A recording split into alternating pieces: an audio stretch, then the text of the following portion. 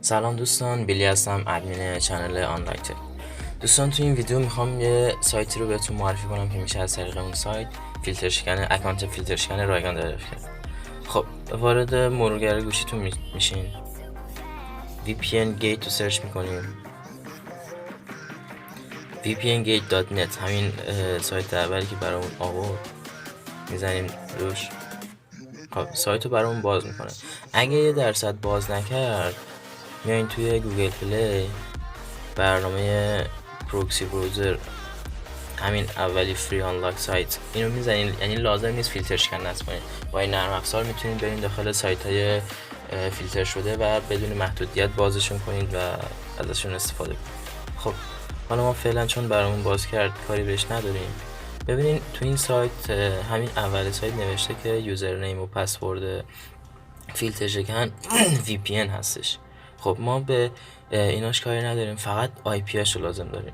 خب میایم دنبال یه IP میگردیم. حالا میتونین از اول شما تست کنین که ببینین کدومش براتون کار میکنه.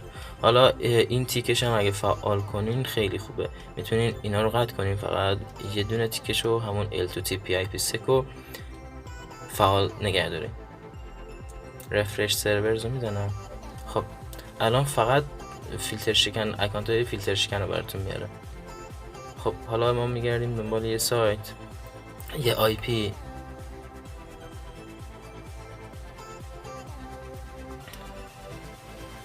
فرقی نداره، IP ایران هم داره. حالا من چون قبلا این IP رو فکر کنم تست کرده بودم، همینو میارم کپی میکنم. حالا ما وقتی که یه دونه‌شو کپی کردیم و جواب بده دیگه احتیاجی به سایت نداریم. خب حالا واسه بهتر شدن رفتن مثلا یه میونبر برای رفتن به تنظیمات فیلتر شکنتون یه نرم افزار بهتون معرفی میکنم. اینجا VPN تایل رو سرچ میزنیم. ببینین اگه این اولی اومد که چه خوب، اینو نصب کنین. اگه 1% یه همچین نرم افزاری توی لیست گوگل پلی نیومد، بیاین این نرم افزار رو نصب کنین، VPN setting on home screen. ببینین هر دوتاش یکیه، فقط فرق اینه که این فقط بالای صفحه اینجا میاد، تو کنار وای فای و موبایل دیتا و اینا میاد و توی صفحه گوشیتون نمیاد، ولی این هم اونجا میاد هم توی صفحه گوشیتون میاد. خب اگه بریم اینجا میبینیم که این آیکون VPN اومده. اگه 1% شما نتونستین بیارین این بالا، میتونین همینجا مثلا توی صفحه اصلی گوشیتون قرار بدین و دسترسی راحت داشته باشین. حالا چجوری بیاریمشون این بالا؟ اینجا ویرایش نمیدونم این نمایار رو میزنیم. ببینین تو این لیستی که اضافه گذاشته، ببینین هم این اومده، این همونیه که VPN تایل که اول نصب کردیم توی منوی گوشی نمیاد، این اون دومیه. هر دوتاش میاد براتون، هر دوتاش یه کاربرد داره. خب من اینو میارم کنار وای فای میذارم که دسترسی سریعتر داشته باشم. خب بازش میکنم. اینجا اد پروفایل VPN رو میزنم. اینجا اسم چنل رو میزنم. حالا شما میتونین هر اسمی رو بزنین، آنلاین تک. اینجا آدرس سروری که کپی کردم رو میزنم. این تایپ رو باید حتما تغییر بدیم به L2TP IPsec. خب اینجا ازمون یه IPsec pre-shared key رو میخواد که اینجا هم VPN رو میزنیم.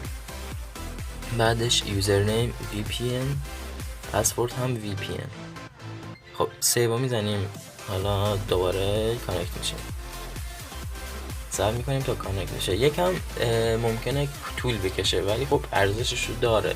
حالا مثلا این IP من از همه اونا اینو بهتر قبولش دارم، چون خیلی زودتر از بقیه وصل میشه و تقریبا میشه گفت سرعتش هم بهتره. خب میایم تو تلگرام، ببینیم که از همین الان وصل شده و سرعتش هم اوکیه، خیلی هم اوکیه. خب این فیلتر شکن ها ممکنه براتون دائما کار کنن. اگه 1% قطع بشه میتونین برین یه فیلتر شکن دیگه از همون سایت بگیرین. و آموزش همین بود. اگه دوست داشتین چنل تلگرام و حتی یوتیوب ما رو سابسکرایب کنید و فیلم های جدید و میشه گفت کاربردیمون رو ببینید، تماشا کنید. خب امیدوارم که از این آموزش خوشتون اومده باشه. روزتون خوش.